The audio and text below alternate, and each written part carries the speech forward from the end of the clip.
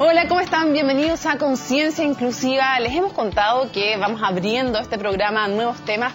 No siempre hablamos de la discapacidad entendida como tal, pero sí hablamos de situaciones que son bien invalidantes, situaciones que ponen y que te mueven el piso y que realmente ponen en cuestión tu estabilidad económica, emocional y tu vida, en definitiva, que es lo más importante, ¿no? Y hoy día vamos a conversar de algo así de clave, los trasplantes en nuestro país, cuánto hemos avanzado, cuánto no, qué nos falta, qué coberturas hay, y también lo de siempre, mirar como esto mucho más allá de las cifras y conocer casos, caras, porque son detrás de cada número que usted ve, a veces detrás de un tema de donantes hay historias, y hay historias que uno siempre cree que no van a ser la de uno y a veces terminan siendo la de uno, la de tu hijo, la de tu señora.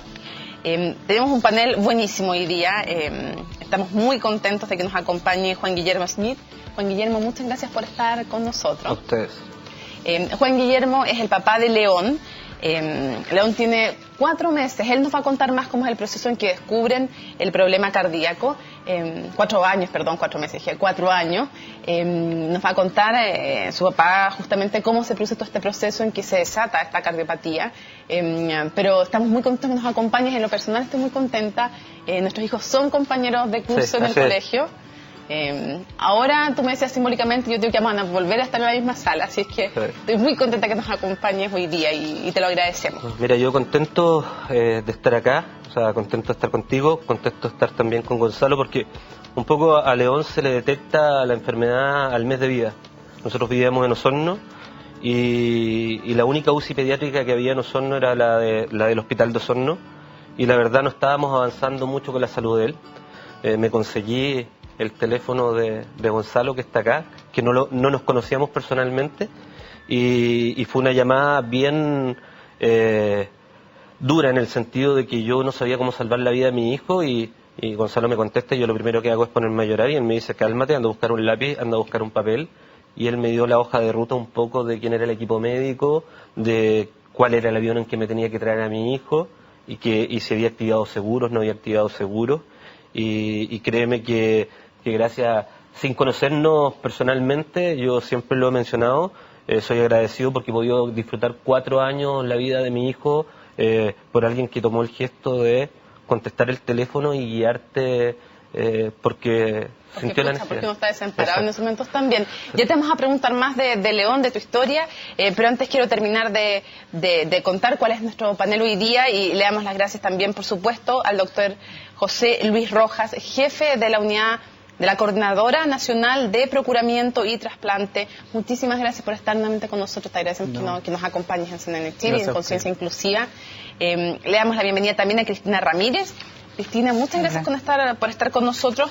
Cristina tiene una historia súper importante también para contarnos hoy día. Ella es trasplantada de hígado, es mamá de 5 hijos, viene desde Viña del Mar, es asesora financiera y además muy deportista. Y no quiero contar más porque tú misma nos vas a contar en este panel en que hay un papá, en que también hay un médico internista titulado de la Universidad de Chile como José Luis, que ya decíamos, tiene también su compromiso con el tema de los trasplantes y sabe lo difícil que es y lo complejo que son los momentos que viven las familias.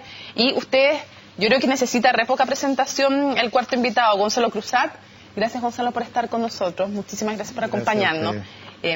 ¿Ustedes cuántas veces lo vieron también encabezando una lucha que nos desgarraba a todos? José Cruzat, su hijo de 21 años, fue trasplantado de corazón. De ahí también el nexo que hacía entonces el papá de León con él, estos nexos de cariño también, de solidaridad que se van produciendo. Y todos nosotros también recordamos cómo Gonzalo luchó también por su otro hijo, Felipe, en una batalla que es difícil decir que se perdió, porque también se ganó mucho. Y yo sé que tú sientes que también te acompaña hasta el día de hoy. Entonces, por eso yo me resisto a decir que es una batalla que se perdió, porque en una dimensión solamente se perdió, y ya te voy a preguntar de eso. Antes quiero preguntarle a todos los que están aquí, antes, por ejemplo, tú de trabajar en el tema de trasplantes, antes de tener los casos de sus familias o el tuyo propio, ¿eran donantes? Sí. O sea, yo sí. ¿Sí? Todos eran donantes. Yo partí muy chico, ligado al tema de donación a los 20 años, 22 años. ¿Y por qué? Formación quizás, me crié en la Universidad de Chile en un campus que era el Barros Luco, que era un hospital que clásicamente tenía mucho trasplante, mucha donación. y que por lo tanto quizás tuve la posibilidad de estar muy cerca con profesores que estaban muy cerca del tema trasplante. Sí, y de partida una de las cosas que siempre me han preguntado es cuál es mi nexo con la donación. Llevo casi 20 años ligado a este tema. Si tenía que ver con familia, no, tuvo que ver con haber sido cercano al tema y haber visto esto, que es finalmente las historias de vida de familias, de personas. Cristina, quiero que me cuentes, que retrocedamos en el tiempo. Lo tuyo se desata así, fue muy rápido, una hepatitis fulminante. Cuéntanos cómo fue. A ver, esto, la verdad que yo siempre he sido muy sana y tengo mucha tolerancia, al parecer, según los doctores, al dolor. No me di cuenta que estaba enferma y un 8 de octubre amanecí con una ictericia espantosa y fui al doctor en Viña y me declararon una hepatitis. Tan simple, a la casa, licencia en el trabajo y me fui a mi casa. Al día siguiente partí con un fiebre. Esto fue el 2013. 2013. Muy fuerte. A los 5 días estaba hospitalizada en la clínica Ciudad del Mar. Yo la verdad que ya estaba entrando en ese periodo de soponcio, cuando vas a entrar en coma. Me trasladaron de urgencia de madrugada del 18 a la Católica en Santiago. Yo lo único que recuerdo fue que la ambulancia, una vez que yo llegué a la entrada de urgencia a la Católica, había mis 5 hijos y no recuerdo nada más. Y no quiero que lo cuentes porque tenemos un video más en que ellos cuentan también que esto y que es muy impresionante. Me gustaría que en términos generales nos contara, Gonzalo, cómo explicar a la gente, cómo traspasar a la gente cómo es la lucha que se produce desde el primer minuto en que te dicen tu hijo, porque una cosa es cuando te dicen a ti, cuando dicen tu hijo, lo más vulnerable, lo que más uno quiere en la vida, necesita un trasplante y lo necesita ahora, necesita un trasplante de corazón. Primero te tocó con Felipe, luego con tu otro hijo. ¿Cómo empieza esa lucha? ¿Cómo se produce esa lucha? Bueno, primero, como que yo en lo personal, porque puedo hablar por mí, digamos, no lo podía creer cuando te dicen que un hijo tiene un problema, porque los niños, por ejemplo, Felipe era completamente sano de chico y lo mismo José. La enfermedad surge en el tiempo y sin dar señas. Entonces una enfermedad tan grave como una falla cardíaca, no lo podíamos creer, pero después ya empieza el tema de ver cómo resolver el problema desde el punto de vista médico. Hay que pasar el dolor también, que el dolor del pensar solamente en perder un hijo es una cosa muy desgarradora, pero ya cuando ya está el tema encima hay que tener la fortaleza y empezar primero a disfrutar al hijo enfermo, porque uno no puede tirarse a morir y perder la vida. O sea, aquí nosotros queríamos disfrutar a Felipe, disfrutar a José, y al mismo tiempo todo el camino médico, que es ver, bueno, yo soy ingeniero, así que yo me metí al computador y claro, me decían no estudies tanto, no te metas tanto a internet, pero yo lo hacía, iba viendo las probabilidades que teníamos de salir adelante y tomando las decisiones de por qué camino ir. Y finalmente, bueno, en un caso, Felipe termina con la partida de Felipe y en el caso de José se da todo de forma maravillosa porque se da de la mejor manera que podríamos haber esperado, rápido, estaba en buenas condiciones. O sea, ¿cómo está él? Bien, ahora estaba en la universidad. ¿Qué está haciendo? Cuéntale a la gente qué está haciendo hoy día. José está estudiando en Ingeniería Comercial en la Católica, está en 3er año, o entre medio por ahí, no sé.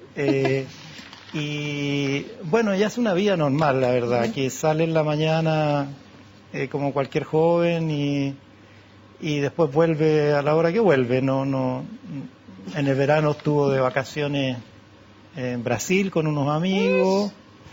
Y nosotros como papá, bueno, tenemos que permitir que haga su vida. Ahora, nos preocupamos, le pedimos que hable con el doctor, que lleve, por ejemplo, lleva antibióticos por si tiene algo que tiene para poder llegar a un hospital o para poder volver, si es que tiene alguna infección. Porque el corazón no le va a fallar. Está trasplantado y el corazón no le va a fallar. El tema es la inmunosupresión, que lo deja vulnerable a la infección. Entonces, algo que puede ser pequeño para una persona normal para él se le puede complicar. Entonces, esa es nuestra preocupación. Ahora quiere viajar más lejos, no sé, ahí empieza la negociación. hay que negociar. Ahora empieza la negociación. Yo quiero preguntarte primero cómo está León y luego, después de que veamos un video que hicimos sobre él, quiero que me cuentes, para que la gente sepa y se ponga en el lugar también, cómo esto se desata también, aunque tú ya tenías un aviso de enfermedad, pero cómo la crisis fue brusca. Quiero que me cuentes cómo está hoy día él. Hoy día está bien, fue un día importante, especial. Había que cambiarle la máquina que lo mantiene vivo. Déjame contarle a la gente que no todos tienen que saber, pero en estos momentos León está conectado a un corazón artificial a la espera de un trasplante. No todos tienen por qué saberlo, pero es un pequeño de 4 años nomás y que está conectado a un corazón artificial en una clínica esperando un corazón, un trasplante. Sí, llevamos 124 días en la UCI. Mira, él está con ganas, con ánimo. Estábamos muy asustados porque él tuvo 7 infartos y tuvo infarto cerebral. No sabíamos que nos íbamos a encontrar cuando despertara. Y cuando despierta y empiezan a pasar los días, era mi mismo hijo, igual, sin ningún problema. Excelente movilidad, ahora está aprendiendo a caminar nuevamente, pero no olvidó nada, se acordaba de todo. Y él tiene muchas ganas de vivir porque él es una persona muy feliz. O sea, yo te digo, comparto un poco lo que decía Gonzalo, de han sido 124 días de disfrutarlo. Yo por mi trabajo siempre me tocó viajar mucho y estar lejos de los niños y yo creo que este ha sido un periodo de tiempo en que para mí ha sido una inversión de poder estar con él día y noche y velar en la noche y cambiarlo y ver cómo está y que él se despierte y me vea. Como te digo, ahora dependemos de un donante, pero él está en buenas condiciones como para. Veamos entonces a este pequeño León. Muchos de ustedes lo conocen a través de las redes sociales, está presente, la cuenta es @papisporleón, ¿no? Exacto. Ahí pueden ver cómo va evolucionando, le mandamos saludos, le llegan cariños, hay fotos también de León, pero lo mejor es que ustedes mismos lo conozcan, así que veamos la historia.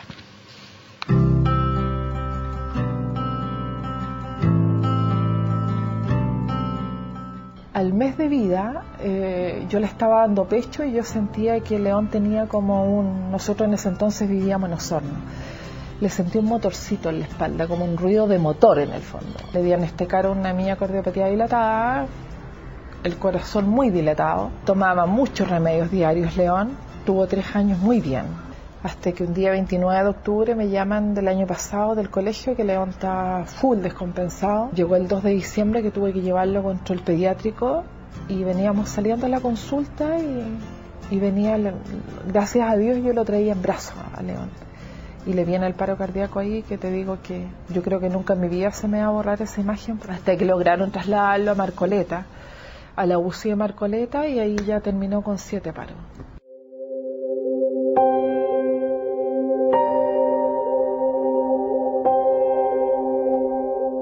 Le instalaron los corazones artificiales a León. Este camino que estamos tomando nosotros, o sea, ¿qué implica?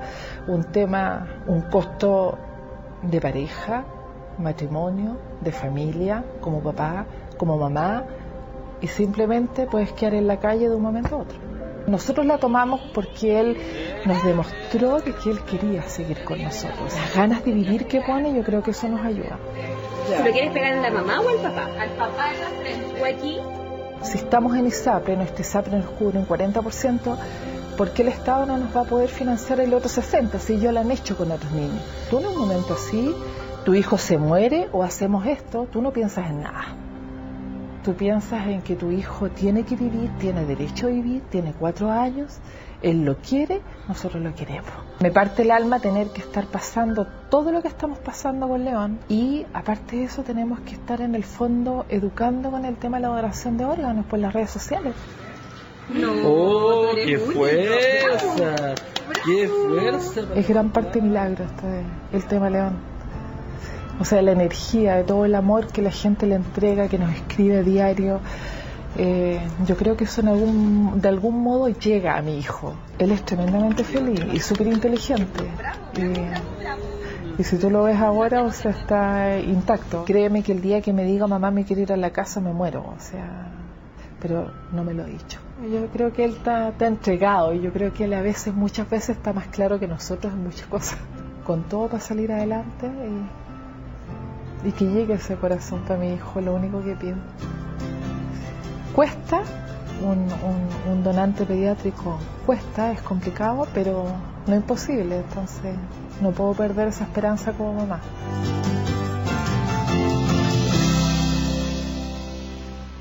No podemos perder esa esperanza, la tenemos. Está fuerte las imágenes. Sí, es duro. Es duro porque ha sido una pelea dura.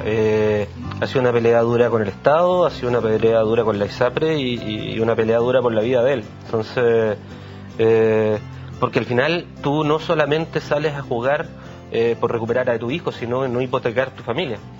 Porque yo tengo otra hija que quiere ir a la universidad y el día que yo salga con mi hijo del hospital yo quiero poder darle la educación que le estoy dando, la vida que le estoy dando y por la que hemos luchado con mi señora por tener. Ha sido duro, pero hemos golpeado todas las puertas y yo creo que en eso hemos sido súper gente. Yo me he juntado con todas las personas que tú te puedes juntar. Me junté con la gente de la ISAPRE, con la gerente de beneficios, Carola Chuenque, me junté con el director del hospital clínico, ¿ISAPRE? Colmena, me junté con la ministra de Salud, me junté con el asesor el jefe de gabinete de la ministra de Salud y la verdad me encontré con bastante sorpresa. O sea, desde que a nosotros por estar en ISAPRE no se nos daban algunas opciones de financiamiento, por ejemplo, de los corazones que se daban en otros casos a niños que estaban en FONASA. Y de ahí se arma una discusión de igualdad, pero que es más del largo plazo. O sea, el caso de León tiene dos aristas, una arista del pasado y del corto plazo que tiene que ver con el tema del costo del tratamiento de León mientras esperamos un donante. Explíqueme a la gente cuánto cuesta solamente el corazón artificial. Ver, el corazón artificial sale a pago mío, por lo que dijo el ISAPRE, son 105 millones, estamos hablando de un total de 550 millones, pero lo que nos encontramos en el transcurso del camino es que aquí hay algo extraño, o sea, mi hijo ingresó a la red de salud de la UC con 2 paros cardíacos. Fue trasladado sin avisarnos a Marcoleta para salvarle la vida.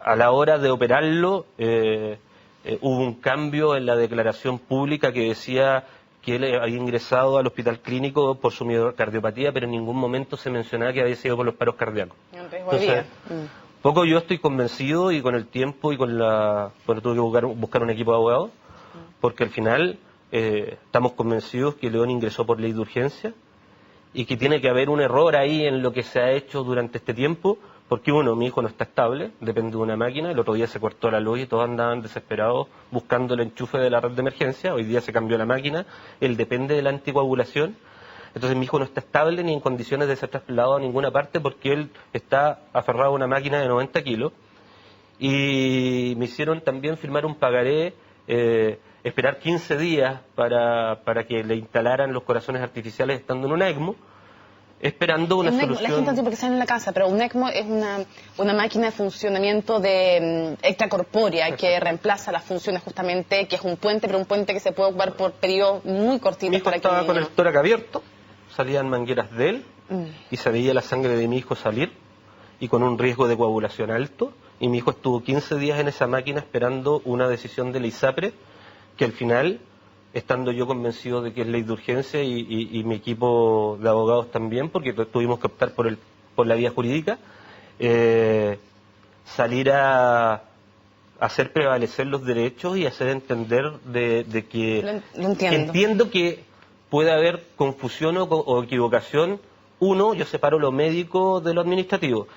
Yo tengo a mi hijo las mejores manos médicas que pueden existir. O sea, yo en el Hospital Clínico de la Católica en temas cardiológicos pediátricos a nivel de enfermeros, enfermeras, médicos. Estamos hablando de un tema, si no te estás quejando de la atención médica, sino del tema del sistema. Quiero, José Luis, yo sé que no es tu responsabilidad específicamente el tema de León específicamente. Aquí hay un tema institucional que además excede al tema de los trasplantes, el tema de cuando algo no es cubierto o cuando algo no está arancelado en FONASA, la ISAPRE no tiene las mismas obligaciones de cubrirlo, cuando no está dentro de lo contractual, está extracontractual, entonces es legal no cubrirlo y al final termina siendo como una negociación, ¿cuánto cubre la ISAPRE? Pasa en este tema como en hartos otros más, en la hospitalización domiciliaria y en muchos casos más. Entonces quiero seguir avanzando en la conversación, pero me gustaría también ver tu evaluación respecto de ¿Qué pasa con el tema del financiamiento para este tema de los trasplantes? Porque estamos en casos críticos, son de vida o muerte muchas veces. Efectivamente, yo creo que el problema es institucional. Nosotros, en los últimos, te diría, 10 años, había un cambio sumamente significativo en lo que significa coberturas a trasplantes. Hoy día en Chile hacemos trasplantes para el sector público en particular, que siempre estaba o siempre se ha visto como en desmedro del sector privado desde el punto de vista de tecnología, por darte un ejemplo. El 75% de los trasplantes que se hacen en Chile son en beneficiarios del sistema público. Y eso funciona, entre comillas, bastante bien. ¿Pero qué pasa con la...? Te diría que el sistema de donación y trasplante en Chile, particularmente el trasplante en Chile, no tenemos problemas de acceso. Claro, ¿dónde empiezan los problemas? En aquellas cosas que son más bien excepcionales. Ya, por ejemplo, hay cobertura para un trasplante, pero ¿qué pasa si antes del trasplante está la situación de León, como es la de otros también, que tienen que pasar por un periodo de un corazón artificial? Claro, es que por eso te digo... ¿Y qué te vida o muerte pasar por ahí? Justamente, lo que pasa es que quizá el corazón artificial, y lo vimos con Felipe en su momento, el corazón artificial de Felipe era uno de los primeros corazones artificiales que estábamos usando como vuelta al trasplante. Estamos hablando hace 6 años atrás, o a esta altura 7 años atrás. Entonces, objetivamente, lógicamente con las nuevas tecnologías, lo mismo que decías tú, el ECMO hoy día es cada vez más masivo, pero hace 4 años, 5 años atrás no lo conocía nadie. Y de una u otra forma eso ha significado que las coberturas de trasplante que fueron pensadas en su momento sobre lo más común, hoy día están apareciendo cosas que son excepcionales. Pero yo entiendo de tus palabras que tanto un ECMO, que es una máquina de circulación extracorpórea, esa es la definición correcta, como también un corazón artificial, y como hay 1000 cosas más en trasplante y en otras cosas, y en otras patologías, tú reconoces en el fondo que hay un vacío que hay que cubrir. Totalmente. Pero eso es un tema que probablemente va a ir avanzando con el tiempo. ¿Qué pasa por mientras con los niños, los jóvenes, los adultos que están entre la vida y la muerte y que no tienen para pagar estos tratamientos? A ver, yo creo, por un lado... Si es que no son del sistema público. Bueno, ¿qué pasa ahí? El sistema público se hace cargo del sistema público. ¿Qué pasa con los que están ahí? Los que no, bueno, tenemos que empezar a funcionar en peleas conjuntas. Yo creo que aquí el punto es... A ver, yo creo que el tema del trasplante... Yo me pregunto, honestamente, así como de guata, si es moral que un ISAPRE... No, no es moral. En un tema que... No, yo creo, porque más allá que sea legal, si es moral que cuando está la vida en juego, se apegue al contrato. Yo creo que en otras áreas también en el país estamos en una duplicidad entre lo que es legal y lo que es ético o moral. Estamos llenos de ejemplos hoy día. Pero creo que en los trasplantes está claro que es un punto donde el financiamiento no puede ser una limitante. No debiera. No debe. Nosotros, y lo digo en lo personal, cuando éramos ONG y nuestra pelea estaba desde fuera del Estado en los años mediados de los 2000, cuando éramos Corporación del Trasplante, cuando era todo voluntarismo, nuestra pelea con el Estado era justamente que los financiamientos a los trasplantes en sí no podían ser la limitante. Es decir, podemos tener limitante de no tener órganos. Sí, pero no que habiendo órganos no haya financiamiento. Quiero pasar, vamos a seguir avanzando en este tema, tenemos que ir a una pausa, pero antes quiero, Cristina, que tú nos cuentes cómo fue, cómo tú no estabas, tú te fuiste a coma, te fuiste a negro, pero cómo también lo vivió tu familia esto. Nos van a contar un poquito en el video en un ratito más, pero me imagino cuando tú te enteras de esto tienes la angustia de, chuta, tengo 5 hijos. Y ese es otro tipo de angustia. Una angustia es la del padre con el hijo, pero la del papá que siente en el fondo que puedo dejar sola a mi familia. Sí, esa fue mi angustia. Mi angustia fue que cuando desperté, obviamente, trasplantada,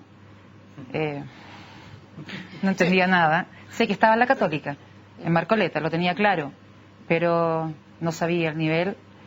Te encuentras con ventilador mecánico, amarrada, y mi primera angustia fue no haberme despedido a los niños, porque no me di cuenta. O sea, yo no tuve noción de cuando entré en coma. Sé que partió un periodo mucho dormir, pero no sé que esto fue el viernes 18 y el sábado ya entré en un coma y como dijeron los doctores, en un Glasgow, que es donde la medición del tipo de coma con un 4. O sea, mi coma era tan profundo que el día que estaba el órgano tuvieron que hacer un Doppler porque si había daño cerebral no se trasplantaba porque se perdía el órgano.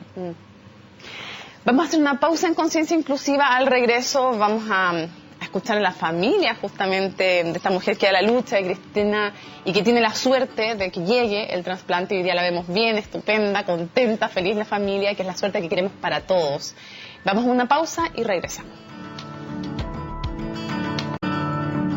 Continuamos en Conciencia, inclusive hablando de los trasplantes. Estábamos antes analizando este tema de la cobertura que sí hay en el sistema público y de la que queda en el desamparo de la gente que está en el sistema privado, y muchos de ellos familias no de grandes recursos.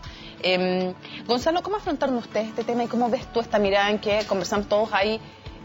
Todavía hay grandes avances científicos y tecnológicos, pero que no son cubiertos por el sistema privado y que dejan a una familia, la pueden dejar literalmente en la ruina. Sí. Bueno, a nosotros nos tocó vivir algo parecido a lo que está viviendo, digamos, León, con Felipe, porque trajimos un corazón artificial de Argentina.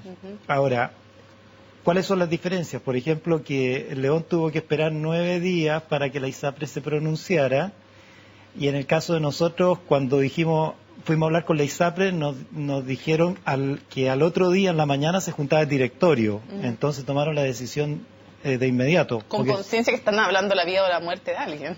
Claro, entonces no alcancé yo a cuestionármelo. Tuvimos esa suerte de que, porque era un tema que tenía que ver el directorio de la ISAPRE, no se había dado antes.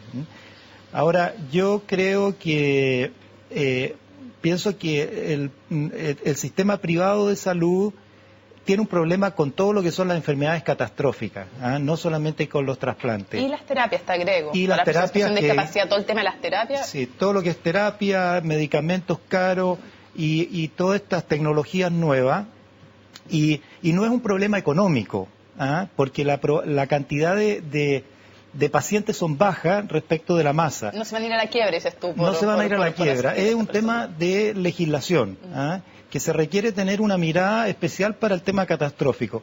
Y no solamente el problema del financiamiento, sino que incluso que una familia que tiene un problema, que está concentrado con un hijo que se está muriendo, tiene que ir a hacer un montón de papeleo para poder echar a andar la máquina. Entonces, como que el sistema no está preocupado de facilitarle la vida a la familia que está pasando ese problema. Y como te digo, no es un problema económico. Entonces, yo creo que tiene una solución fácil, pero no se ha resuelto aún. Yo espero que los parlamentarios tomen en algún minuto, o el Ministerio de Salud, y se resuelva, porque es un tema realmente que una familia que está sufriendo, además tiene que sufrir este problema económico, y a veces termina en la ruina de la familia. Hay cosas que no cubre y hay que estar acá.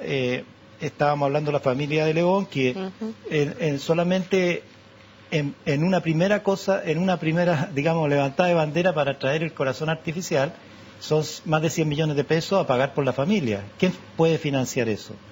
Entonces, ahora, yo también, para ser justo, la ISAPRE, en el caso de nuestra familia, ha funcionado bien, pero hemos tenido la suerte que no hemos entrado en estas ventanas de oscuridad, que es donde uno espera... Eso es lo jodido. Yo digo, a mí me tocó enfrentar también temas de corazón con mi hija y temas carísimos.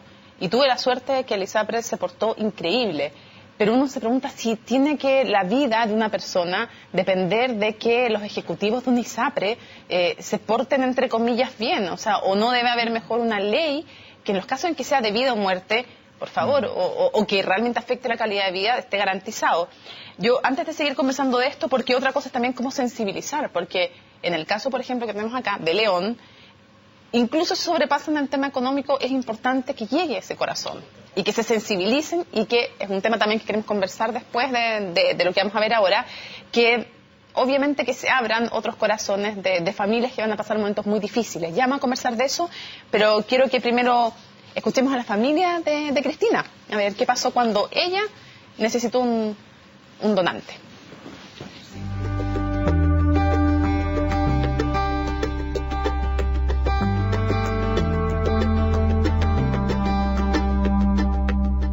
Mi mamá siempre ha sido una persona súper activa, siempre ha sacado la cara por la familia, como que su figura es como una mujer súper fuerte. Uno nunca piensa que la mamá como que no le va a pasar algo. O sea, yo la última persona en la vida que pensaba que le iba a pasar algo era mi mamá. Se enfermó, se dio cuenta porque se puso amarilla, entonces dijo, tengo hepatitis, fue al doctor. Empezó obviamente su función hepática a disminuir drásticamente, decidimos trasladarla a la Católica. y llega acá a Santiago un viernes, claro, en la madrugada, hacen todas las pruebas y de nuevo todo negativo. Se reúnen y nos dicen que mi mamá va a entrar a la lista de espera, que va a quedar como prioridad nacional, que había que encontrar un donante idealmente dentro de las 72 horas, primeras 72 horas, o si no, dado como el rápido deterioro, no iba a lograr sobrevivir. Y a las 8 de la mañana, yo era el número de contacto de la clínica, me suena el celular. Aló, Ignacia, sí, tú eres la hija de Cristina, sí, te estamos llamando porque tenemos un donante. Y yo así no lo podía creer, o sea, había entrado a la lista a las 10 de la noche el día anterior y hacen el trasplante. Fueron como 6 horas o un poquito más, como el miércoles mi mamá se despierta. Se despierta así como si nada.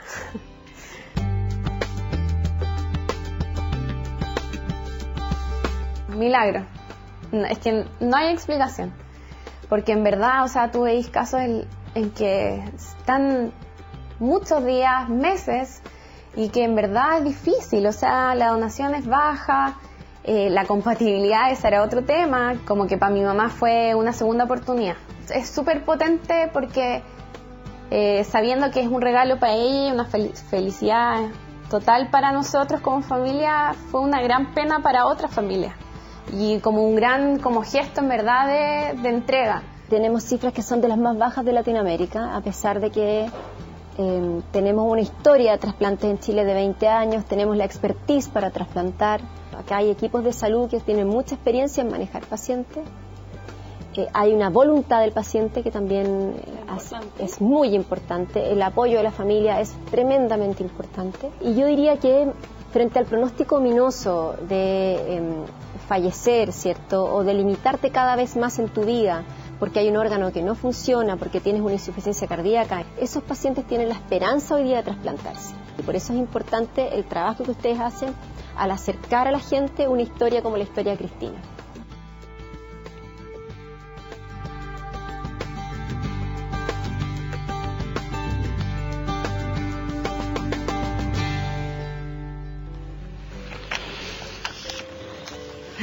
¿Qué te pasa cuando retrocedes en el tiempo al escuchar a tu hija? Porque sabes lo que quería tocar ahora, este tema de cómo sensibilizar a otras personas. Porque yo escuchaba a tu hija y es lo que le he escuchado a muchas personas. Nosotros pensamos que jamás le iba a pasar a mi mamá.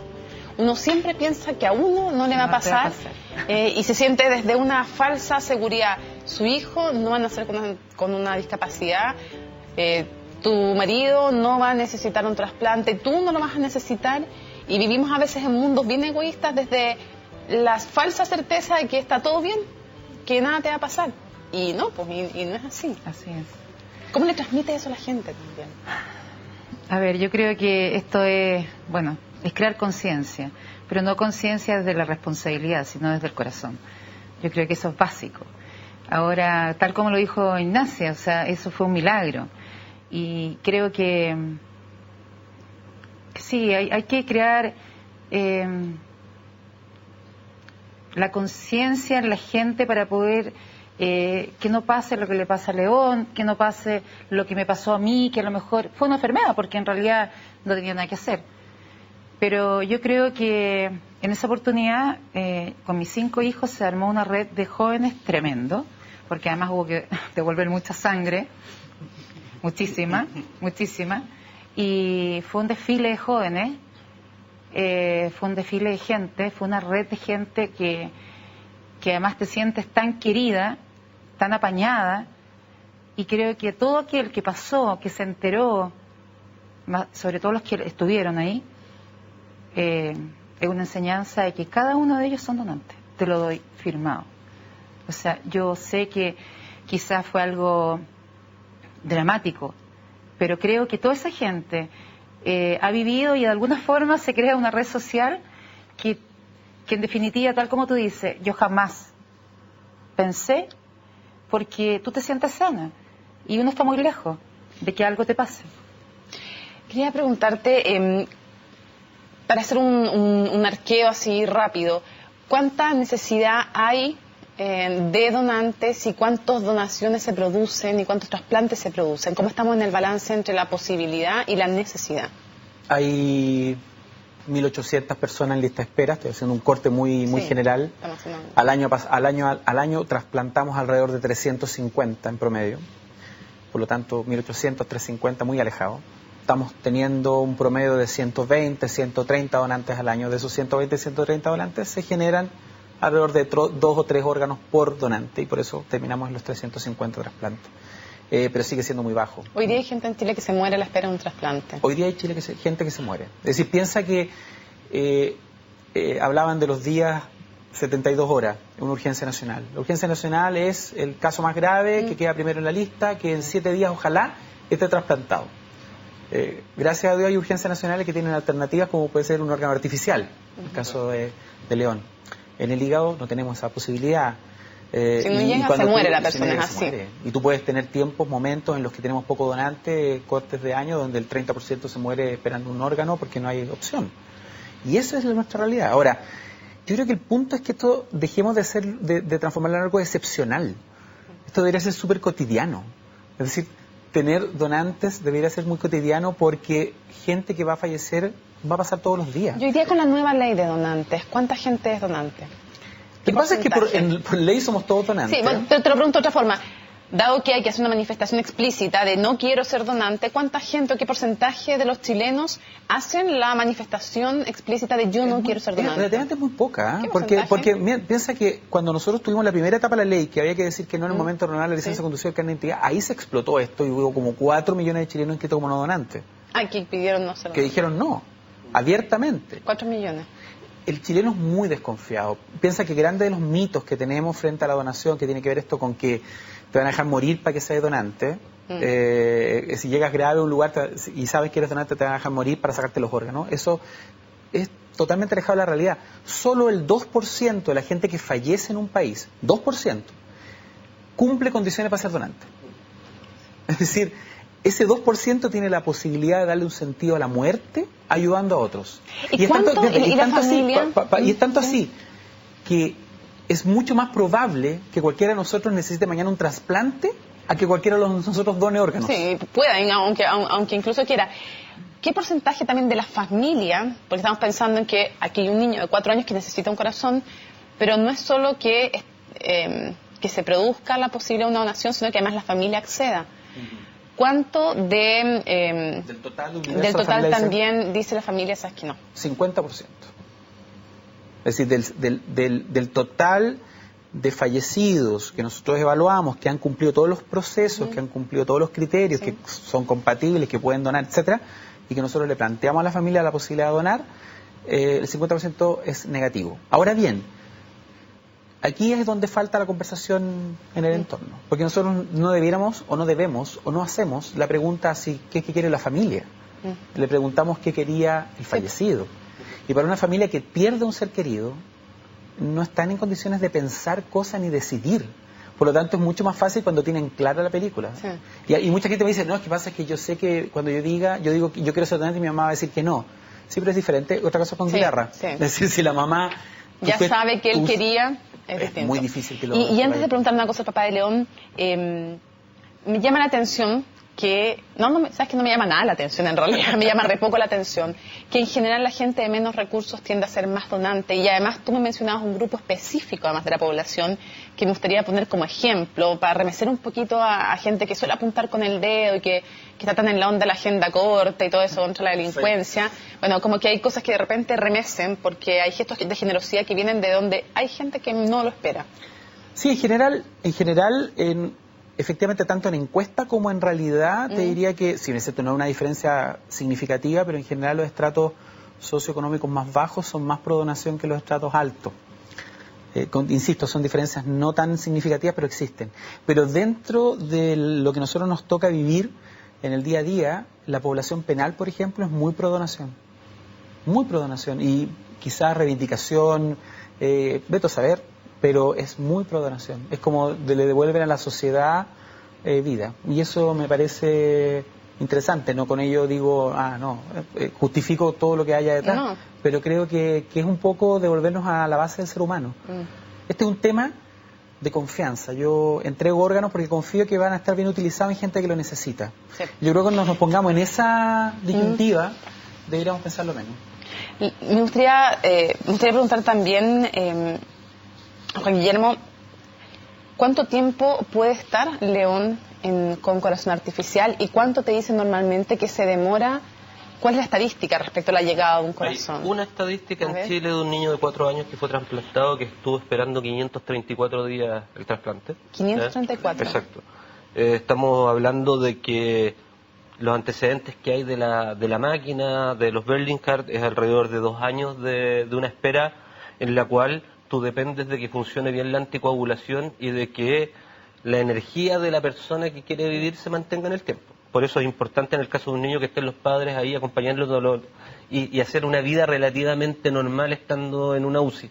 Es un poco recrear esta película La vida es bella, ¿no? Es exactamente lo mismo. Hoy día tuvo gimnasia, tuvo 3 kines, tuvo clases, comió, tiene sus responsabilidades y tiene todo lo que tiene un niño normal, pero sin salir de 3 metros cuadrados y aprendiendo nuevamente a caminar. Esa es como nuestra vida en el día a día con León. Come papas fritas, con mostaza, hizo un acuerdo para comer sushi hoy día, porque claro, hoy día era el día del cambio de la máquina, había que regalonearle un poco. Hay que sobornarle un poquito. Un niño. Y aparte que como él es un niño bien encantador, tiene a todos bien seducidos con ese encanto y él recibe mucho amor en el día a día, tanto del equipo médico como enfermeras, kinesiólogos. Nosotros estamos muy agradecidos de eso, porque él es muy regalón y muy consentido y es muy divertido también. Pero es una espera larga donde a mí lo que me preocupa es que hay muy poca educación en Chile. Llevamos 7 meses sin una campaña de donación de órganos. La gente no sabe que toda persona que ha sido trasplantada tiene que ser trasplantada nuevamente porque los órganos donados tienen una duración. Y eso hace que tengamos un problema país bastante grande, porque hoy día tenemos 1.800 personas que tenemos un flujo de ingreso que son todas las nuevas personas que van a necesitar trasplantarse, más esas 1.800 que van a necesitar trasplantarse de nuevo en algún momento. Entonces, esto va a crecer y no tenemos una política de educación pública ni tenemos campañas públicas. A mí me pasó algo bien triste el viernes pasado.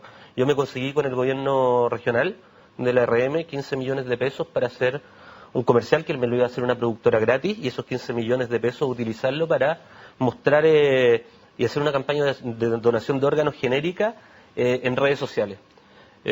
Como yo no soy fundación, tenía que recurrir a una fundación para que se le transfiriera el dinero y resulta que el dinero, yo hablé hace 4 semanas con la Corporación Nacional de Trasplante, ellos aceptaron hacerlo y el día que vencía el plazo me dijeron que no porque su abogado les había recomendado no hacerlo porque tenían un convenio con el MinSal y el MinSal se podía enojar si hacían una campaña de donación de órganos y la plata se perdió.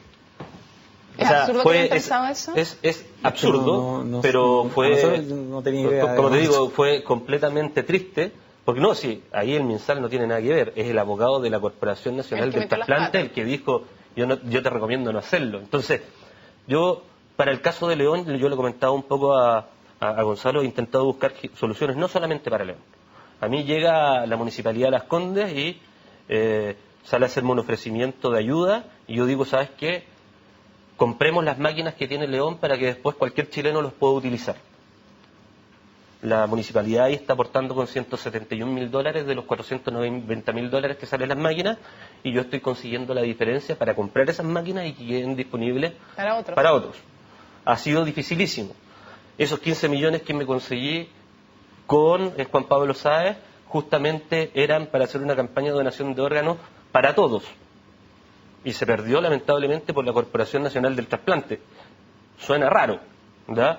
Pero estamos en un país donde desesperadamente, sobre todo lo que estamos en esto, necesitamos que se eduque a la población. Si nosotros hablamos de que tenemos que ser conscientes y yo tengo que ser donante, lo primero para ser donante es saber de qué se trata esto. Sí. Y tengo que estar educado. Quiero preguntarle a Gonzalo. Gonzalo, si tú tuvieras que elegir una propuesta para lograr sensibilizar a la población, para que haya más donantes, en lo legal, en lo comunicacional, ¿cuál sería? No sé, en el área que tú escojas, ¿qué es lo más importante para tu gusto? Lo más urgente. Yo creo que lo más urgente es la modernización del sistema de salud chileno. Si nosotros tenemos un sistema de salud moderno, yo creo que la donación de órganos y los trasplantes van a aumentar. Eso yo creo que es el gran problema que tenemos, y eso involucra a todo lo que es el sistema público y privado de salud. Todos los problemas que vemos que existen, porque la realidad de los hospitales es bastante compleja. Entonces, este tema de la donación de órganos está inserto dentro de un contexto que yo creo que requiere mucha modernización. Eso yo creo que es realmente lo que está deteniendo. Y por otro lado, lo que yo haría sería educar a los niños. En los colegios no hay campañas, no se habla, por último, que le den una película cuando son niños.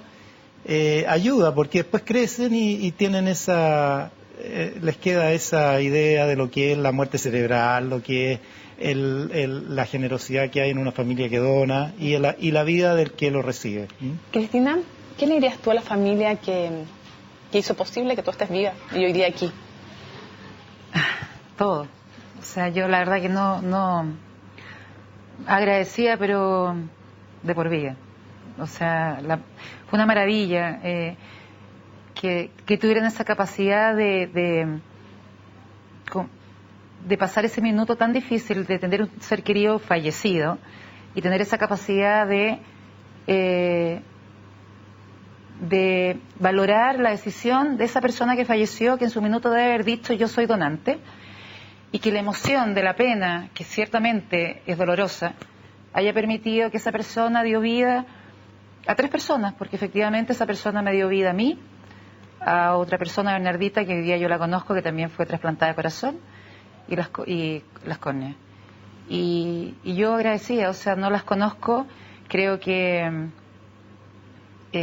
todos los días me acuerdo de ellos, porque claramente tengo una cicatriz que maravillosamente me recuerda que hay alguien dentro de mí que efectivamente no lo siento como extraño, para nada, de verdad. Creo que ella me estaba esperando, de verdad. Es algo que siempre se lo he dicho a los niños, porque fue un milagro, y de lo contrario no sé cómo se puede haber dado si no, porque de verdad que no tenía ninguna posibilidad. A esa familia, todo mi agradecimiento, a ese padre, a ese abuelo, a esos hijos, a los nietos de esa mujer, que no sé quiénes son ni cómo se llaman, pero todo mi agradecimiento a mi corazón, y creo que esto de estar aquí, creo que yo lo dije cuando se lo dije a mis niños después, creo que hay una misión, que a lo mejor grano a grano uno puede lograr hacer algo, y esa misión se ha dado gratuitamente, de poder no contar mi historia como algo que yo avalo y que hago propio para sentirme enferma, porque yo no estoy enferma, yo estoy en un tratamiento con inmunosupresores, pero ya pasó. Pero sí tengo que ser responsable y tener una adherencia importante a mi tratamiento, a mis remedios, porque también tengo una responsabilidad de cuidar ese órgano. Lógico. Porque tal cual como tú dices, no hay órganos. Entonces, todo mi cariño, mi agradecimiento a esa familia que sé que es de la 5ª región, y un cariño infinito. Se nos va acabando el tiempo, quiero hacer una pregunta al Padre León, pero antes, Gonzalo, brevemente, tú que viviste las dos caras de la moneda, poder vivir un trasplante con éxito y en el otro caso de tu hijo no. Me gustaría ¿cuál es el mensaje más importante que tú le harías al papá de León? Y a través de él, al final, a muchos que están esperando un trasplante para sus hijos. Hay que tener esperanza que se va a trasplantar León y que va a volver a hacer su vida de niño feliz, y que lo que sea va a ser bueno si uno pone el corazón.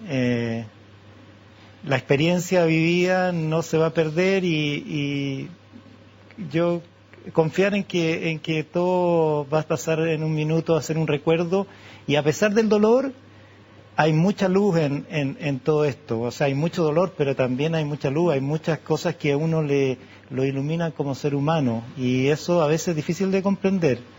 Yo de repente me he pensado, por ejemplo, la vida de Felipe, si yo pudiera alterarla, y yo diría, no la puedo alterar. O sea, es la vida que Dios le dio, y con todo lo bueno, con todo lo doloroso, fue una vida muy bonita. Y por lo tanto yo creo que confiar